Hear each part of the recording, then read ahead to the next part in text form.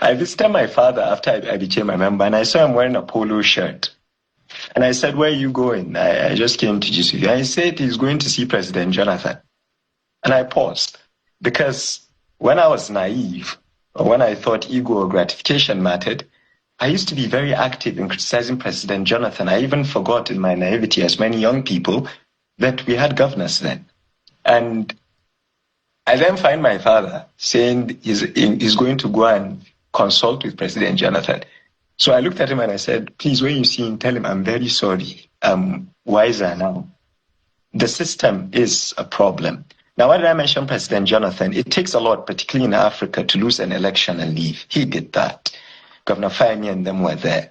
So I think electoral reforms have improved, but there have been conversations about the last election. I don't speak when I don't have the data to do that. I've said it before in your channel, shown that I thought if the opposition are united, we, APC, would have been in trouble when you look at the numbers. So, but there is something we've been hearing in the rumors, for example, and that there might be an amendment to the Electoral Act where people can vote without that. Well, let me state that clear. If that is true, that with my two fathers here, I will not be that member that votes for it. We should elevate electoral reforms, whether it's transmission of results and things like that. I think if politicians feel we can write results, it'll be fine. Dr. Fayemi won an election in a state that had solid men. He lost, and then he came back and won. You know, I liked what my father, Dr. Bugaji, said about instant gratification. That is the problem. And young people now, and 70% under 30, I'm 37, so I'm just small, but I'm older. They look at me and they're hailing us for doing nothing. It's been tough.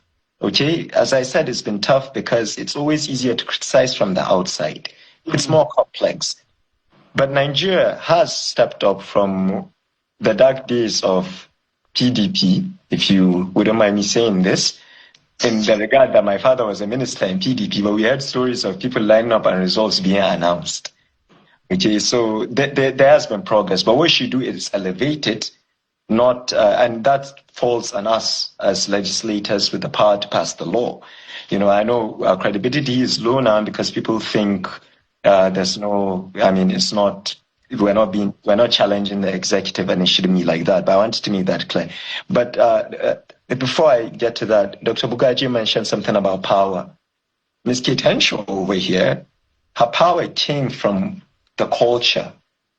Your Excellency, you know this, and I know Dr. Bugaji knows this, that when you see what the WizKids, the Burna Boy, do for this nation, when you see that Governor Sanwo-Olu realized when they had Dirty December, where it's a festival and all that, when he keyed in, there's something going on that the sectors that thrive in Nigeria, be it Nollywood, be it Miss Funke, be it Tonye Abraham, it's the culture, the art. That is power, that is influence, our music and things like that. So I love the fact that Dr. Bugaji made it seem like it doesn't have to be political power. Yes. It doesn't.